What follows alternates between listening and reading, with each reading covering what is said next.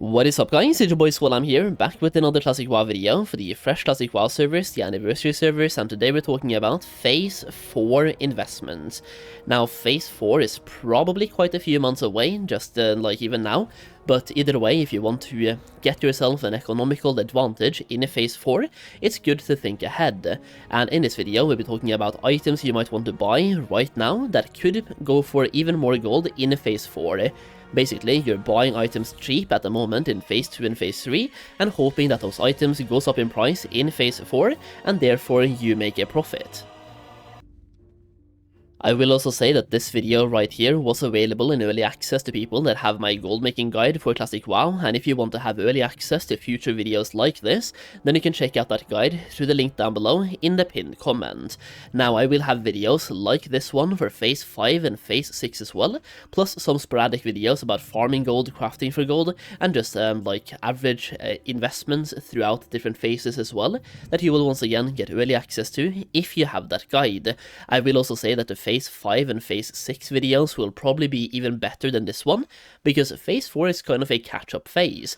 Meanwhile, Phase 5 and Phase 6 introduces so many new things that makes those two phases absolutely insane for investments. Meanwhile, Phase 4 has a little bit less stuff. Either way, let's get into it. Now, when it comes to investing in items for Phase 4, we have to think about what exactly is coming out in Phase 4, and in this case, Phase 4 is basically a catch-up phase, as I just talked about. We have the Suligurub raid. Now, if you've been doing Molten Core, and especially Blackwing Lair, there might not be that many new exciting items for you in Suligurub, but there are a couple of items that makes you want to raid that raid. When it comes to consumables in Suligurub, you're basically repeating the consumables you're already using, plus it's a catch-up kind of raid, so you don't really need to use consumes either. It should be a pretty simple raid. Either way, there are some brand new recipes in this raid that you might want to pay attention to and keep an eye out for, and we also have Arathi Basin. Either way, we have a couple of items here that I want to highlight. So first of all, we have a Mooncloth, and this is arguably going to be the most important investment you can do right now for Phase 4. Going back to Classic WoW in 2020, when Phase 4 came out back then, Mooncloth tripled in price from Phase 3 to Phase 4. That's right, literally one phase difference, and the price tripled. Now for Mooncloth, you really want to be like on the lookout here for when the price goes up, and offload as soon as you can while making profit. These are used in a couple of crafts, as you can see here, the Bloodvine boots, the Bloodvine leggings, and the Bloodvine vest, and all of these items will be wanted by every single caster to get their hit cap. So this crafted item right here, pretty much every caster wants to have it, no matter what gear they currently have. So even if they have been raiding in the past, if it's a brand new level 60, you name it, people want to have this gear, and when this gear comes into the game, like, you will see more casters in the raid as well, because getting access to this gear right here makes those casters suddenly go from not even viable to now being viable, and instead of having, for example, at the moment, let's just say you have 5 casters in a raid, you might start seeing 10, so you're doubling the amount of casters that you actually have. Now the thing is, these crafted items might not be available on day 1 or even week 1 because they are gated behind reputations. So if you take away this picture right now, just talking about Mooncloth first of all being a great investment, we can go over to Wowhead, looking at this for a quick second. So here we have a lot of brand new recipes coming out in Suligurub, basically in Phase 4. Not all of them will be available in Phase 4, like for example the Brilliant Mana Oil and the Brilliant Wizard Oil. I believe they are for Phase 5. Either way, we have it down here for Bloodvine Boots, for example. This recipe requires you to be friendly, and Bloodvine Leggings requires Honored, and then Bloodvine Vest requires Revered. So to make all of them, you need to be revered for the reputation, which could take quite a while to actually get there. It also depends on which class you play, like for example mages can farm this quite effectively by for example doing boosts, so you can sell a set of G boosts and also get those tokens for yourself and then hand in those tokens to get reputation. So making the boots could be easy, like once again requires friendly, that could be doable on day 1, and then Bloodvine Leggings, Honored, could take some more time, and then getting the vest made requires Revered, which will definitely take even more time as well. In addition to that, we can go over here for a quick second, where you have a full total material count. So we have mooncloth, for example, you need 10 of them for the entire set. We have iron web, spider silk, needing 8 of those, 12 bolt of rune cloth, 8 powerful mojo, 12 blood vine, a brand new material farmable inside set G. So this one you can't really like invest into. It's something you farm in phase 4. Then you also have 4 enchanted leather, which I don't think you can get until phase 4, but feel free to correct me on that one. Either way, the main investments here for me are 8 powerful mojos, 8 iron web spider silks, and 10 mooncloth, and that is once again for every single set you want to make. Now mooncloth has a 4-day cooldown, which basically means every single caster that wants to have this entire set needs to have 40 days of cooldowns made for them. So basically, mooncloth is a great investment because bots cannot make this. Well, I guess they can, but they can't hyper farm it. Making 10 of them takes you 40 days.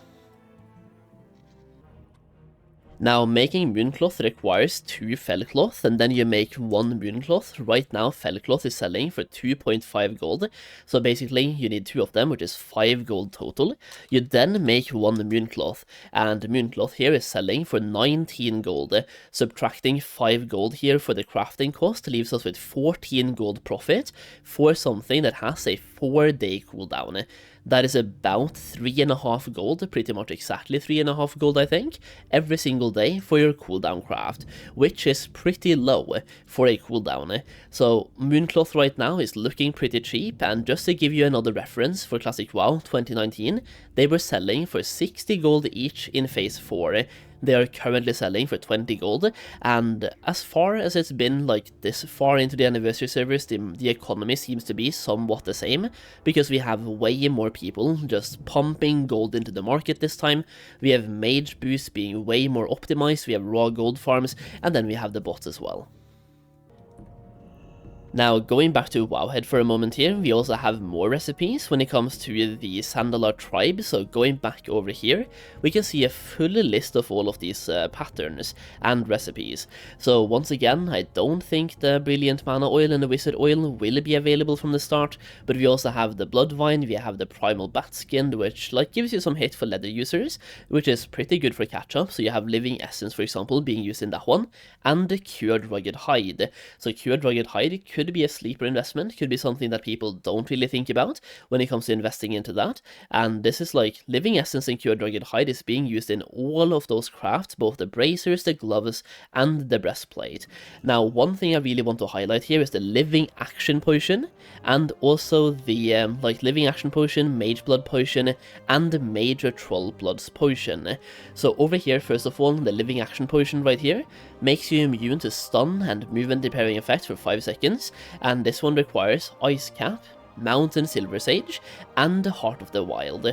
Now, when it comes to Ice Cap and Heart of the Wild, they are not really being used that much right now, and when we have Lapse, well, they could start being used quite a bit. We also have Mage Blood Potions, regenerating mana, which is quite important for healers, and this one as well we don't have access to at the moment. This one requires Dream Foil and Plague Bloom. Now, Dream Foil is already being used quite a bit, but Plague Bloom is basically, well, it's also being used, but it also has a massive supply, so you can grab some cheap Plague Bloom now, and maybe they go up in price. Now, Major Troll's Blood also uses Plague Bloom, so you have both of these two using Plague Bloom, and that one also uses Grom's Blood. In addition to that, you also have Winter Squid, and this one will depend on how early you're watching this video, but basically Winter Squid is a type of fish that is only fished up during certain times of the year. So if we go down to, first of all, what is being used for is making something called Grilled Squid, and this is the best food for anyone benefiting from agility, like both warriors, hunters, rogues, shamans I guess, and huntsman shamans. Anyone, once again, benefiting from agility, this is the best food you can have, even for warriors, right, until phase 5 and you get the dumplings, but until phase 5, this is the best thing you can have. And going over to the comment section here, like, this is only fishable during certain times of the year, and it stops dropping after March 21st, and then it starts dropping again if I scroll down even further. I believe, like, this is a seasonal catch from the 22nd of September to the 20th of March, approximately. So Phase 4 are probably launching way before the 22nd of September. I'm making this video during Phase 2, for example, so I'm just gonna say this is a good investment if you buy it while it's catchable, which means from me making this video, you probably have about 1.5 months to actually buy the fish before it starts, stops dropping, and then will start going up in price quite a lot. In Classic WoW, for example, we could see this fish literally tripling in price when it's out of season, because once again, it's still the best food you can have, both for melee as well, and if you raid in Classic WoW, you know it's a huge melee meta. The warriors, rogues, and hunters takes up a huge chunk of the raid.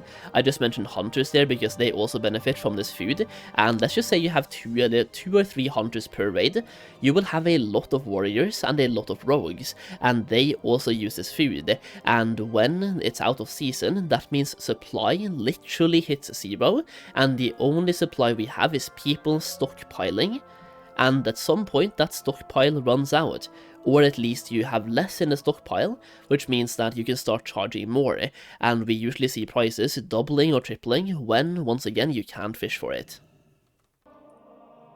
In addition to that, I want to repeat some investments from my Phase 3 investments video, because Phase 4 I just said was a catch-up phase, like Set G is a catch-up raid mostly, which means you will also still very likely be doing Phase 3 content, which includes Blackwing Lair and maybe Molten Core as well, which means all of the Phase 3 investments are still relevant, a couple of which could for example be Golden Pearls, which is used in the enchant weapon Spell Power, and in Classic WoW 2019 this was priced the same as it is right now, which is about 7 or 8 gold, and in Phase 4 and Phase 5 it went up to 70, 80 and 90 gold respectively, there we go. So it started going up quite a bit in Phase 4 and absolutely skyrocketed in Phase 5, and a lot of people, myself included, have been looking at this in Fresh Classic WoW and thinking like 7 gold looks very low, but then I read some comments from like 5 years ago and the price was 8 gold back then as well,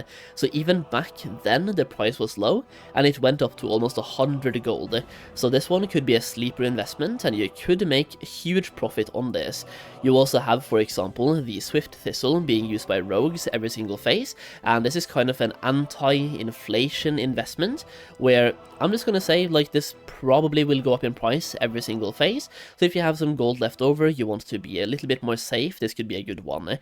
You also have, for example, this one right here, the small flame sacks being used in both fire protection potions and Dragon Breath Chili being useful in every single phase, both Phase 3, Phase 4, Phase 5 and even Phase 6. Now, one more item worth mentioning here is light feathers. They're currently selling for 5.5 silver on my server, and I'm just gonna say, back in Classic WoW 2019 we saw these go really high in Phase 4, and they're basically double dipping here because Phase 4 introduces Suligurub and Arathi Basin. And Arathi Basin, for example, you pop Slowfall to go from Lumbermill to Blacksmith, and in Suligurub, mages are using Slowfall to boost, so mages boosting in Suligurub are using Light Feathers for the Slowfall effect. So Phase 4, Light Feather could be a sleeper investment, but it's also one of those very cheap ones, so very good if you don't have that much gold, or if you just want to invest and have a bunch of them just fill up your bag space and your mailbox. So yeah, when it comes to Phase 4 investments, you're really focusing on what's new in Phase 4, so what's coming with Set G, and the brand new recipes available with the Sandalar Tribe, which is the Set G reputation, right? And other than that, you're still doing the same raids that we were doing in Phase 1, Phase 2, and especially Phase 3, like Blackwing Lair will be highly relevant in Phase 4, so doubling down on Phase 3 investments and making, like, they will probably go up in price week by week as well, thanks to inflation and supply and demand. So doubling down on Phase 3 investments, but also Mooncloth for Phase 4, and some of the other items as well, used in, once again, the recipes with the Sandalar Tribe. If you enjoyed the video, leave a like down below and let me know your Phase 4 investments in the comments. As always, thank you for watching, I really do appreciate it, and I'll see you again in the next video very soon.